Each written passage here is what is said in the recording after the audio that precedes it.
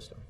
Jay, I just want to ask you one on Syria. The New York Times is reporting today that a Dr. Nasser Danan, who's part of a group that backs the rebels in Syria, believes that President Obama's pronouncement that the use or movement of chemical weapons would be a red line is, quote, amounting to a green light for Mr. Assad to use as much conventional force as possible. Does he have a point? No. I would strongly disagree with that. The president, I think, spoke very clearly about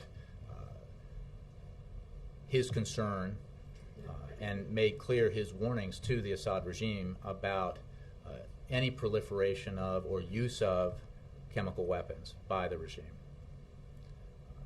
We have roundly and consistently condemned the brutal assault by Assad's regime against Syrian citizens. His actions are depraved and deplorable.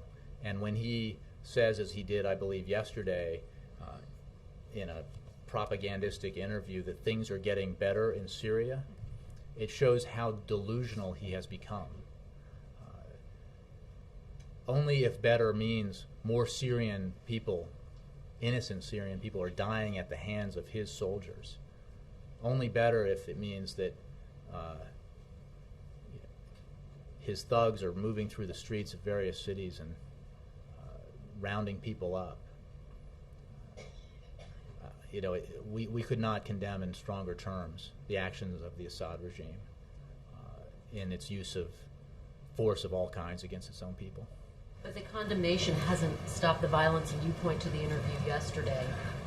The violence seems to be continuing, and President Bashar al-Assad is speaking out. First of all, the momentum is clearly, contrary to the delusional interview that Assad gave, the momentum continues to be with opposition forces.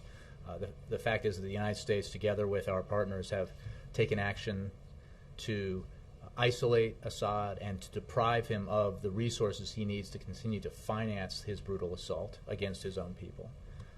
And the quickest way, as we have said all along, to end the bloodshed and suffering of the Syrian people is for Assad to recognize that the Syrian people will not allow him to continue in power, and to step aside to enable a peaceful, Syrian-led political transition to a government that is responsive to the aspirations of the Syrian people.